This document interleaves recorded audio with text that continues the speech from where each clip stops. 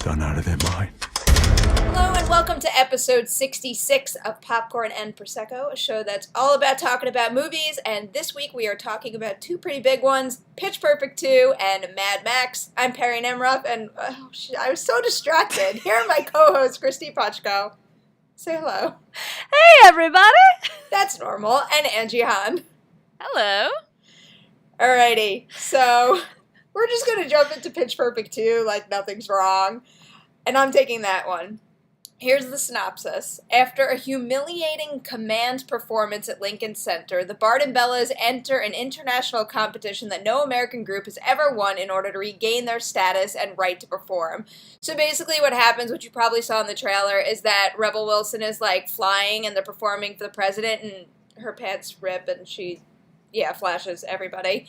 I'm slightly obsessed with Pitch Perfect. I have watched it over and over again, and every time it's on, I can't stop watching it, and I adore the shit out of that movie.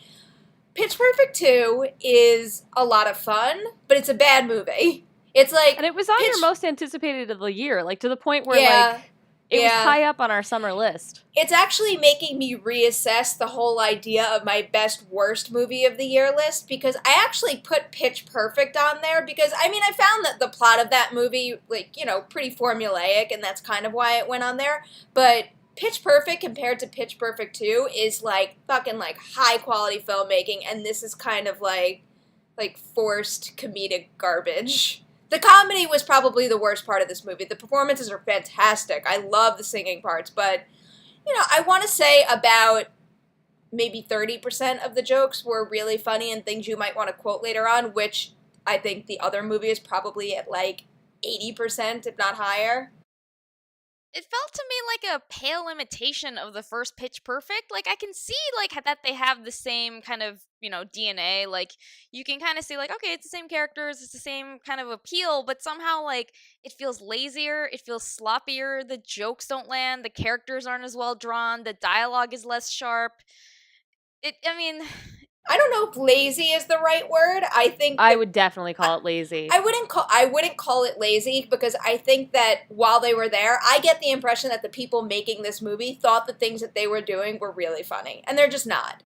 I think they thought they were having a good time, but I don't think they thought I can't believe that they looked at this script and were like, this is a good script. This is a garbage script. First off, the fact that they were like, okay, Pitch Perfect 2, now we have the girls from the Bard and Bells are at the top of their game.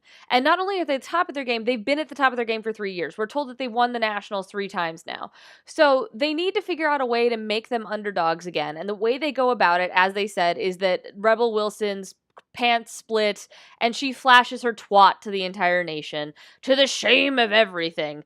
And so it starts off with this really weird note of just body and slut shaming for 15 minutes.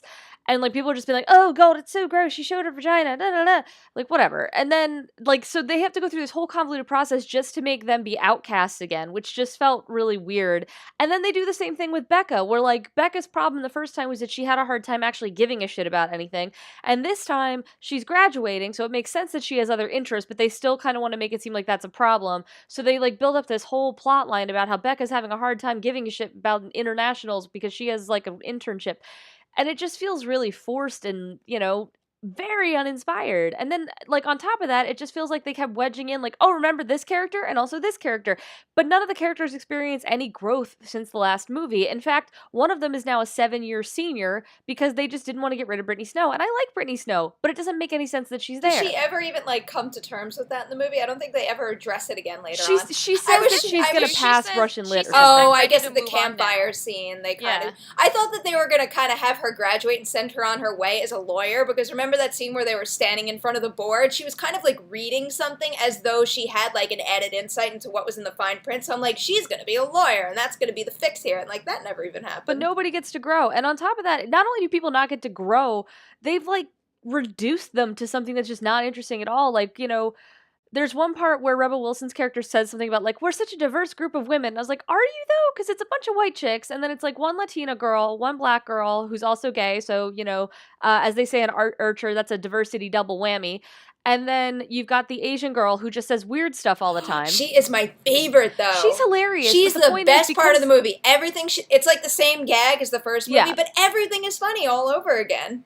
But I think what Kristy's saying is, like, it doesn't feel like anyone has anything beyond that. Part of the reason why that gag worked in the first movie, and she's still funny, the lines that she says are still funny, but part of why I liked it in the first movie is that it's just this, like, one flavor of, like, what the fuck in a movie that otherwise kind of makes sense. Whereas in this one, everyone is kind of like her, where they just have the one shtick that they're harping on over and over, to the point that, as Kristy pointed out, even Becca, one of the few characters who has an arc, it's just exactly the same arc. They just took her back to square one so that she could repeat the steps. And the other one about the other thing about this movie is that I feel like it kind of like sprawls all over the place.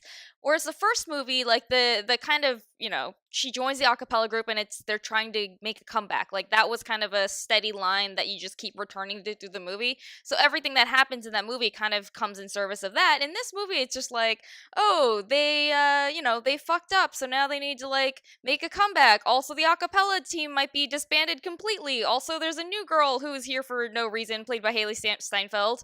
Also, Rebel Wilson and Adam Devine have a thing now, and it was just like all over the place. They had a thing in the first movie. Exactly. Well, their journey was much more defined in the first movie. It's like they started out and you kind of saw what they were losing. Here, the weird thing with the growth for me in this one was the whole thing with the props too. It's like we never saw why they kind of leaned on using that, and they made such a big deal where the commenters every time were always like, oh, there goes the props, and now, like, what the hell is going on? And then all of a sudden they lost that because they had a discussion at the campfire. I don't know. Well, also they set really the one girl on fire because the props went bad. But, like, and that's another thing, the commentators...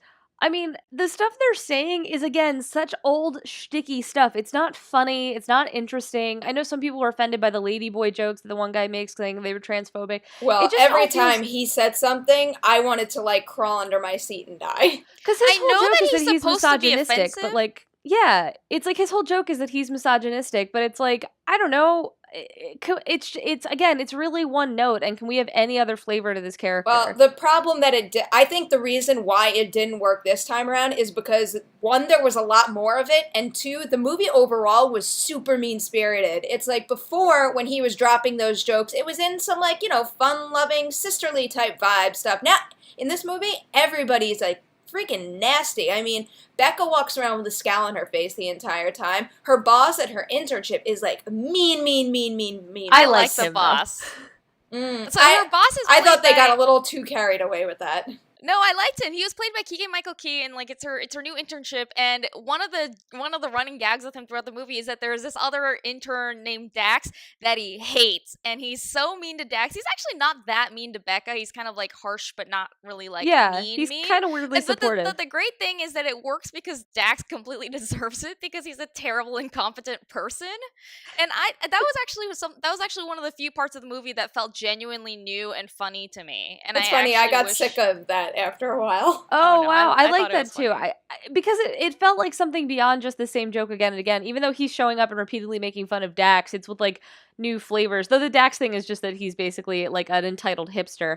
But like, that was interesting to me. I also there was something else I liked about Back to the mean stuff though, then there's like all the verbal sparring between the Bellas and Dust Sound Machine. Like just like constant name calling. And then there was like another mean the whole relationship between Adam Devine and Rebel Wilson's character is kind of like finding romance through the two of them verbally abusing each other. Yeah. It was just too much for one movie. I guess people really liked Adam Devine and Rebel Wilson in the first one. I think they're both overrated as comedians, so I don't get it. But, like, we saw them get together in the first movie, so I don't understand how it's a victory seeing them get together this time. And I think that plotline to me felt like emblematic of the problems of the movie as a whole, which is that it was this one element in like the stew that was the first movie that kind of worked in small doses, but here they decided to bump it up to a major storyline, and I feel like especially the storyline that it doesn't work for those characters. I liked it in the first movie because it was just a small part of it. And it's like the same thing with the commentators that Perri was talking about. And it's like the same thing with like that Asian girl with her weird non sequiturs. Like all of these things worked fine in the first movie because they were small parts of a solid whole. In this one, it's just like, well, we don't have a solid whole, so let's just like drive all of these up to the next level and hope that that's enough. And it's not. Yeah, because they try to act like it's about internationals, this international competition, but that seems to take a back seat for a large portion just so they can be like, and here's some silly bit here, and here's a thing over here, and what if we do this over here? But, like, it's not like they're steadily building toward the internationals. It's just that they keep talking about stuff. It Like, they're actually like, pops well, what up if out we of did this, or nowhere. what if we do that, and we don't get to see that process and development of their show. Before we wrap, we have to talk about Flo. Because Flo is hands down the worst character I've ever seen since the Star Wars girl in Dead Snow 2. Who is Flo? She is the Latina girl who says Oh. the worst lines I've ever heard. Like, Well, that, the thing is, that character should have been, like, digitally removed from this movie at the it's end of my it. name is Earl shtick, where, like, you know, the guys would complain about something, and Catalina, who's like an illegal alien from, I think Mexico. It's been a really long time since I've watched My Name is Earl, so forgive me if I'm wrong. But and then she would be like, oh yeah, and then she would tell you some horrible thing that happened to her growing up, and you were like, oh right, first world problems. So, like, that's Flo's only joke. I didn't know her name at all, because why would you? Because her only thing is that someone says something, and then she's like, that's like the time, and says something depressing that's supposed to be funny. No one the only laughed thing in I our liked theater. a lot about this movie was I did like the girl at the head of Dash Sound Machine. The, like, mean German girl who's giant. I liked her. I thought she was genuinely funny, and I liked their weird, angry I just German wish that acapella. they had, like, I mean, I guess this is a bit of a spoil. I wish they just kind of, like, wrapped things up between them and the Bellas a little more neatly. It's like, if you're going to approach a movie that way, at least, like, give me that good feel ending, and it's not. They're basically, like, the Icelanders from Mighty Ducks. That's what Das Sound Machine is. Yeah. But we don't even get that big moment of victory, because I don't think it's a spoiler to give away they're going to win. Of course they're going to fucking win, because they need they need a reason to make Pitch Perfect 3. But with like, at the end they win. It's like they finish performing and everybody's like, yay! And then it just cuts to them showing a photo of them having won, and you're like, we didn't see them get a trophy, we didn't see it get announced. And I was like, that is a really weird cut. Like, that we were robbed of the big moment that this, in theory, whole thing was building toward. And then they're all like, bye, Becca! See ya, freshman, the house is yours! And it's like, none of this makes any fucking sense. Nope. Alrighty, so what's the verdict on this one? I think I know what you two are going to say. I'd skip it. I'd say wait until it's on repeat on HBO and then catch it on a rainy day if you like the first one. I think if you're a big fan of Pitch Perfect like I am, I recommend going to see it because I think it's a lot of fun. And if it was on TV right now, honestly, I'd sit down and watch the whole thing again and probably have fun watching it. But it's not a good movie. So, I don't know, take that however you want. On to the next one, Mad Max Fury Road. Kristy is Mad obviously Max getting that Fury one. Road. In a stark desert landscape where humanity is broken, 2 rebels just might be able to restore order. Max, a man of action in a few words, and Furiosa, a woman of action, who is looking to make it back to her childhood homeland. So, that's the big thing. The main thing is essentially that Furiosa, this bitch, played by Charlize Theron, is basically trying to whisk away the sex slaves of this really horrible tyrant named, like, his name is Joe, but it's like... It's Immortan Joe. Immortan Joe. And he's he basically played by has these... the guy from, like, I guess the first Mad Max. Or maybe the Yeah, second one, I forget. basically he has these ladies who he bones strictly for breeding purposes and probably for pleasure too, but they're unfortunate ladies. And so they, it's about their escape. And, like, that sounds like it would not be that interesting, especially because in the first 5 minutes of the movie, they're already out of his castle. So most of this is just happening. It's basically a 2.5-hour car chase, but it's fucking fun because George Miller created something that is unlike any action movie I've ever seen. It is operatic and it is big and it is inventive and it shows you so much crazy shit that, like, I mean, Angie and Perri can attest that normally when I see movies, I'm very kind of noisy. Like, I don't talk during movies. I just have a lot of feelings that are expressed through sound. This movie, I was very quiet just because I was literally just, like, awestruck of just... I didn't even realize that until you just said that. You didn't make a peep the entire movie. And it's not that I wasn't interested, it's just that I actually realized afterwards I had stomach cramps because I had been, like, crunching up in anxiety and tension over watching what was happening, not realizing it, and then at the end when I sat up, I was like, oh, I'm actually, like, I had been doing abductor core muscles machines. Yeah! I walked out, like, kind of wiped out and drained because I think I sat there like this the entire time because it's really tense. And the production value of this movie is freaking through the roof. Like, I hope that someone at Warner Brothers is pointing at Marvel and laughing at all the money they spent on that shit. Probably not, because Avengers: Age of Ultron is still gonna make more money, so I am pretty Sadly. sure Marvel is gonna get the last laugh there. Yeah, I mean, it was a movie. After one action sequence, I was literally like, I feel like my pulse is racing, and then after the movie, I think we all felt like we had to like run in circles for a bit. Angie actually progressively kept leaning forward and forward and forward in her seat, and by the end of the movie, you were like doubled over. With like you were completely. Like, yeah, it was intense. It was a really good time. And on top of that, but beyond that, it's really smart, too. Yeah, it's a there's really great story, because we were actually talking afterwards about how it's not your typical, like, oh, there's these poor girls and they need to be rescued. Like, no one in this movie is just a prop to be rescued. Everybody has, like, a full character, and it's really impressive to have an action movie that takes so much time on character. But where that pays off is in these moments of loss, like if someone dies or if a truck gets destroyed or if the people are catching up, you feel really fucking invested because you know all these characters. I got distracted by Cat. Sorry, my cat just jumped on me. Anyway. You know what else I really like is that they do all that story and character development with so little dialogue. They never just spell anything out. Movie, yeah. One of the things that I loved about this was they do a lot of character work, but it's not the way that a lot of movies do it, where it's like through dialogue and like exposing their backstories and like getting to know them on that level. It's almost all just like sound and picture, and it's a story that's told in a way that you could really only tell it in movies, which I think is one of the things that was the most exciting about this. Like it's an experience that I came away from being like, there's like no other medium that you could tell a story like this in this way. And so much of the credit for the character work goes to the actors too, who like they actually don't get that much backstory. I mean, I don't know if they had backstory off camera, but like in the movie itself, they don't get that much backstory. The movie tells you just enough. They don't get much dialogue, and thank God for that, because Tom Hardy, you could tell he's doing another one of his ridiculous accents, but we don't have to hear that much in this one. But just like the way that they look at each other, the like tiny reactions they have to everything that happens, like even the way they move, like all of that tells a story, and I love that. Like one example is like the wives, they're kind of like the Pitch Perfect characters in that they really just have like the one thing for each of them. But they did a better job than Pitch Perfect did of like explaining like who are these people, like what do they want, where are they going, and like, they actually get arcs and like moments of doubt. Like there's one point where one of the girls is so freaked out by the threat of violence coming at them because they've escaped that she's like, well, if we go back, he'll forgive us.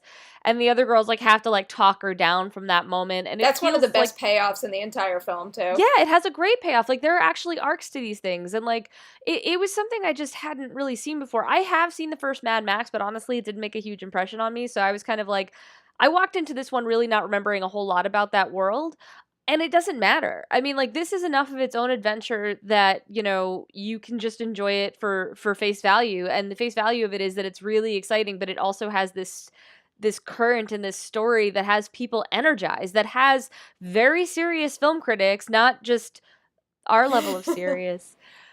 Talking about how Kristy, I'm an extremely serious film critic. This is actually going to be my new shot when they ask for pictures for festivals for your ID. It's just going to be this. Huh?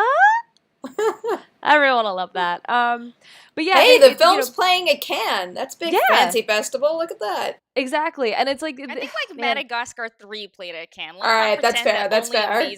But the thing is, like watching this movie, I thought that if the Oscars weren't so biased against genre, this would be an Oscar movie. Oh God, this should get something for like the stunt work and the makeup and the costumes, like everything on top in of this. That, like it absolutely deserves technical awards, but the emotional sweep of this film, like, I mean, it really did remind me of like Lawrence of Arabia or something, where it is a film of incredible scope. I wouldn't be surprised if people are talking about this come award season, and there's some sort of like, will it get a nomination? I think the Academy has their sticks firm up their asses. I doubt it will ever get a nomination, but I guarantee you the web will be flooded with like, Mad Max should get this, and will it? And it won't, but it should. It's so sad that action movies are undervalued, because this movie really does have some of the best action. Like, on top of it just being really exciting in the way that all of us just told you, like, how we are physically reacting to it. It's shot, like, the way it's shot is so incredibly clear. Like, you can actually tell what's going on. You can always tell, like, where everyone is relative to one another, like, where they're trying to go, like, what Which is incredible, considering how fast they're moving, how many people are involved, and how many vehicles are involved. And also how many switching of people through vehicles is involved, but the geography is always sharp. And like I said, you still get these moments of character. When we talked about Avengers Age of Ultron, we talked about how, oh, they had action and they had character. What's really impressive in Mad Max Fury Road, you have both at the same time. Like, It's Nicholas Hoult character plays a built through character. action. Yeah, like Nicholas Hoult plays a character who is a war boy, which is basically kind of a minion of Imitor. I can't say his name. Immortan Joe. Joe. And he Donald believes Gleason. Donald Gleason. Anyway, so but Nicholas Hoult believes that if he dies in battle, he will win honor, and so he's very invested in his journey. And whenever he fails at something, you see him feel it, and it's really interesting. It's not a Nicholas Hoult we've seen in other things. He's fucking terrifying at the start of this movie. I'm back on Nicholas Hoult train now. Yeah. Yeah, it's like a Babadook turn for me, where like in the beginning you fucking hate that kid, and then toward the end you're like, oh, that poor kid. Like, he gets one of those, and it's really I don't know if exciting. I ever hated him. I felt sorry for him at the beginning. Oh, that Babadook whereas kid, then I I wanted to started choke. to root for him. But I think all the main performances here are like perfect. Well, I don't know. Maybe not so much Tom Hardy, I think, but like Nicholas Hoult and totally Charlize fine. Theron. I think it's just No, I thought he was good, but like their level of losing themselves in their character is like another level. Like I still did Charlize, see guys. a little Tom Hardy in Max. guys, Charlize, before we wrap up, we have to talk about Charlize Theron. She is incredible. Like, a lot of times whenever you see a woman who is slender playing an action hero, okay, a lot of times I have an issue because I feel like the fight choreography doesn't seem believable for the weight they have coming into it. But the fight choreography they give her makes sense. She is grounded in it. And even It's with like true of 1.5 all of them. arms, she is a force to be reckoned with. She is terrifying. I mean, that's why I went out and bought this eyeshadow to do this today. And that's fun why fact Kristy's for gonna you wear guys, it every my day landlady saw forward. this, and I don't know how to explain that. That scene, that one fight scene, this isn't a spoiler because they released the clip, but that one fight scene between her, Tom Hardy, and Nicholas Hoult, where they're kind of like chained together and It's wrestling to get grappling the gun and the pipe. I mean, that's just incredible choreography there. Yeah, it's like this, the director George Miller has said this movie was 15 years in the making, and you feel every year of that in the best way possible, where everything Yes. feels like it has a purpose and a point and a value to it, and it is a gorgeous movie. Like, it's not another one of those action movies that's just like, look how gritty we are, and it's weirdly like incredibly like I was describing it again as a movie with hairy balls. It is a very masculine movie, from like muscles to like guns and Quote, guitars and fire and blah, blah. But also, it's a fiercely feminist movie in its plotline and its concept that people should be people and not things, which, I mean, the fact that we need to make a movie that says that, but like, it's amazing. George Miller has made a masterpiece, and you should absolutely go out and see it. I don't care who you are. I think I'll second that. I have nothing to add. Yes, agreed on all counts. Was Unsung anyone hero, surprised the I guy liked on the it? guitar. The guy with the guitar on that. I think that was one of my favorite little features there. I think in a literal sense, he is not an unsung hero. He probably does the most Which- singing out of anyone. Oh, look, they have something in common, Pitch Perfect 2 and Mad Max. They both involve music. Who's They going to do both a mashup appreciate a this good weekend? song. Actors. All right, so thumbs up for Mad Max and one thumb up for Pitch Perfect. And it's like a sideways thumb. Anyway, that is a wrap on episode 66 of Popcorn and Prosecco. Thank you guys so much for watching. You can catch us all over the place. We have our website, popcornprosecco.com. We are on YouTube. We have our Facebook page, where it would be great if you could like us. You could talk to us at Popcorn Prosecco on Twitter, and we are also on iTunes, where you should rate and comment. And then the three of us are all over the internet as well. Angie, you want to go first? Yes, you can find me on Twitter at AJHAN, and I write for slashfilm.com. Kristy? I'm at Kristy Puchko on Twitter, and I write for all over the internet, but you can find me at decadentcriminals.com, where I post career highlights. And just a shout out, I'm recapping Game of Thrones for spinoff, so check that out every Monday. I'm going to have to, otherwise I won't understand what's going on. And you can catch my writing on Collider.com, and my Twitter handle is at Nemiroff. So thanks again for watching, and we'll see you next week.